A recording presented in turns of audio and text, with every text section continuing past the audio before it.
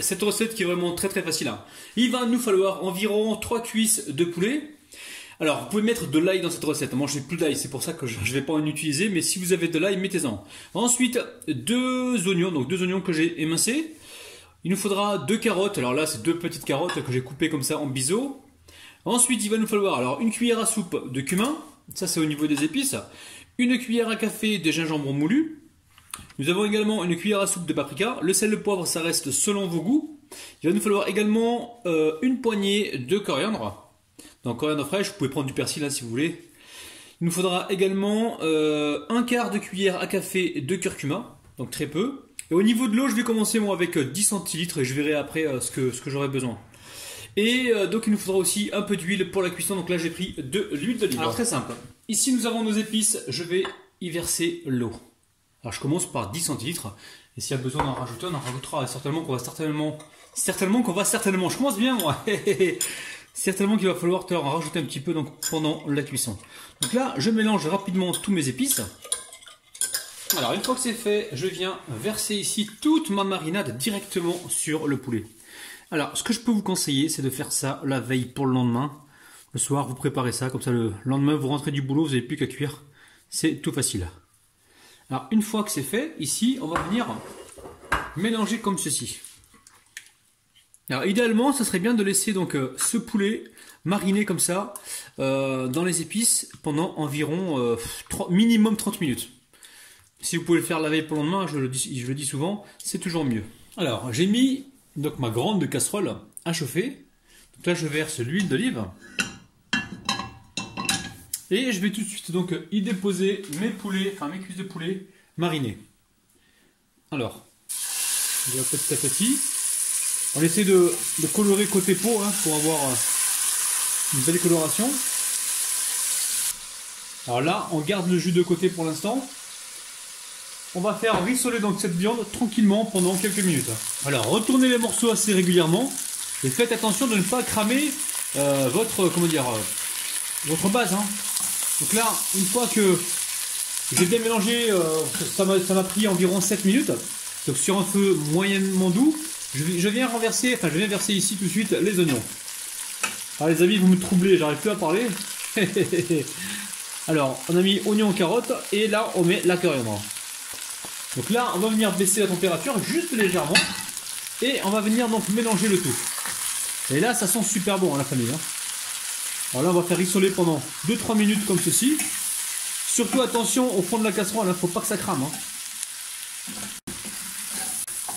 Alors n'hésitez pas à venir frotter, gratter le fond là pour récupérer les sucs. Hein. Les sucs, ce sont les morceaux de viande qui sont restés caramélisés sur le fond. Et toute la saveur, elle est là les amis. Hein.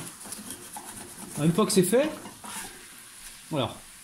Là, on est sur un feu doux, on fait attention. Hein. Je vais remonter légèrement. Je vais mettre le couvercle pour l'instant et je surveille, hein, de temps en temps je vais mélanger. Et on mettra donc tout à l'heure le restant de marinade. Donc là ça fait environ 10 minutes que ça cuit, j'ai toujours pas mis le jus les amis, hein. Je vous le montre encore une fois pour que vous compreniez bien. Ça je le mettrai donc tout à l'heure au dernier moment. Donc pour l'instant tout se passe bien. Je suis en train de mélanger de temps en temps et je m'assure que ça ne crame pas. Et en fait les légumes eux rendent du jus, on baisse un petit peu la température. Et ce qui est intéressant, c'est de cuire à couvert. Là, on concentre les saveurs. Si vous vous amusez à mettre plein d'eau et à mettre le couvercle, je vous dis sincèrement, ça ne sera pas super bon. Là, on cherche à concentrer les saveurs. Donc là, tout va bien. Je remets le couvercle et je surveille. La température, elle n'est pas trop élevée. Je vais vous montrer comment elle est. Là, je suis au minimum. Ça fait 15 bonnes minutes que ça cuit. Hein. Je vais mélanger donc ma marinade. Et hop là, je vais tout mettre dedans. Alors, si vous le faites au départ parce que vous avez peur de cramer la préparation... Vous allez pouvoir le faire, mais dans ce cas-là, gardez bien le couvercle donc sur votre casserole, votre grande casserole, et en même temps surveillez bien la cuisson. Ça c'est hyper important. Donc là je mélange rapidement. On est sur un feu doux, on ne se presse pas. Hein. Si vous montez le feu, vous allez cramer la préparation, ça ne sert à rien du tout. Soyez pas pressés la famille. Allez, je remets le couvercle. Donc là ça fait 15 minutes. On va poursuivre encore 15 minutes tranquillement. Alors là, c'est la 20e minute. Hein. Je suis en train de vous montrer étape par étape. Hein. Alors, au bout de 20 minutes, qu'est-ce qui se passe? Je m'assure toujours, hein, comme au début, hein, que tout va bien, qu'il n'y a rien qui colle. Mais surtout, on se prépare à rajouter un petit peu d'eau, un demi-verre d'eau, enfin très peu d'eau si besoin. Hein. Pour l'instant, non, je ne vois pas l'utilité. Allez, je remets le couvercle et je poursuis la cuisson. Allez, de mon côté, ça fait presque 25 minutes que c'est cuit. Ce qui m'inquiète, moi, c'est le gros morceau. Là, j'ai pas l'impression qu'ils sont tout à fait cuits. Donc là, je vais rajouter un petit peu d'eau. Alors, un petit peu d'eau, c'est ça. Hein. Hop là, pas plus. Là, j'ai environ 5 cuillères à soupe d'eau. Hein. Je vais la mélanger rapidement. On essaie de ne pas abîmer les morceaux de viande. Hein. Et après, je remets aussitôt le couvercle. Et on surveille, les amis, on surveille. La famille, bonne nouvelle, ça y est, le poulet est cuit.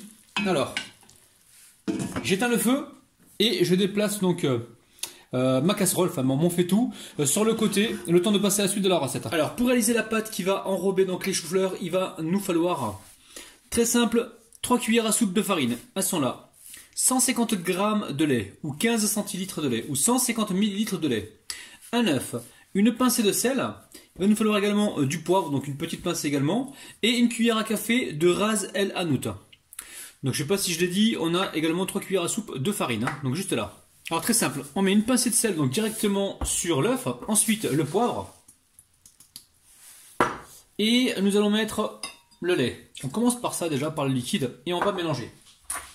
Alors c'est important de mettre un petit peu de sel dans l'eau de cuisson des choux-fleurs, justement pour que vos choux-fleurs absorbent le sel. Alors, ici, on va y mettre donc la cuillère à café de ras el hanout, donc c'est un mélange d'épices, et nos cuillères à café, ou à soupe, pardon, de farine. Allez, on mélange tout ça, et on va obtenir donc une sorte de pâte, un genre de pâte à beignet en fait. Alors vous aurez besoin d'un chou-fleur entier, donc cuit. Donc j'ai mis ça à cuire tranquillement, faut pas qu'il soit trop cuit, il faut que ça reste légèrement croquant. Alors très simple, je vais tremper donc mes choux-fleurs directement dans cette pâte à beignet. Et je vais les passer donc à la poêle avec un petit peu d'huile. Donc l'idée, hein, elle est simple. On peut récupérer soit une fourchette, comme ça, et on dépose ça directement donc, directement sur la poêle. Allez, tant que l'huile chauffe, je vais venir comme ça disposer mes choux-fleurs. Sans les abîmer, je vais venir ici les retourner. Il faut vraiment qu'elles s'imprègnent de cette pâte. Vous allez voir, c'est super bon ça les amis. Alors j'ai mis un peu d'huile sur la poêle, hein, pas beaucoup. Ici je récupère avec la pince donc mes choux-fleurs. Je les égoutte comme il faut.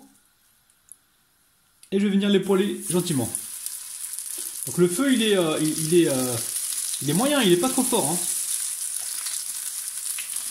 Alors faites attention à la cuisson, à la coloration, ça va super vite. Hein. Par exemple celui-ci là, regardez, il est bien coloré. Hein. Donc vous jouez avec la température, vous baissez si besoin. Et vous venez comme ça gentiment retourner donc vos choux-fleurs. Alors dès que ça atteint une petite coloration comme ça, ben, vous les retirez, vous les mettez sur une assiette. Là j'en ai un qui veut pas tout à fait... Bah si, c'est bon, il est prêt lui. Allez, je vais pouvoir le retirer également. Hop là. Et on passe donc à la suite. Allez, je vous fais un joli dressage sur mon assiette ici et on se retrouve donc tout de suite. Les amis, regardez-moi ce beau dressage, c'est un truc de dingue. Vous savez, quand j'invite des fois des amis, des gens qui ne me connaissent pas forcément, ils disent toujours à ma femme, enfin ils me disent à moi ou à ma femme, à moi souvent, oulala, mais ta femme... elle cuisine bien. Ils ont toujours l'impression que c'est les femmes qui cuisinent en fait. C'est un truc de dingue. Et si ma mère elle voit cette vidéo, je vais avoir droit aux zr la tête. Hein. Zr la tête c'est les youyou les amis. Hein, parce que là ça donne envie. Hein. Oh oh. Oh là là là là la famille. Allez on passe aux dédicaces. Je dédicace aujourd'hui Cathy, Hind, Karim, Parseur, Véronique, Congo, Zoya, 94, Fatima, Najla et Castellane. Oh là là là là. Bon, je prends une fourchette les amis. Là, c'est un truc de dingue. Donc double dégustation aujourd'hui. Je récupère le chou-fleur, aidez-moi ça, chou-fleur parfaitement cuit, c'est un truc de malade. Allez, bismillah. Alors le chou-fleur cuit comme ça avec la petite pâte à beignet, c'est un truc de malade. Allez, on va prendre un petit peu de poulet. Hop. Allez. Regardez-moi ça, c'est un truc de dingue. Allez, c'est parti.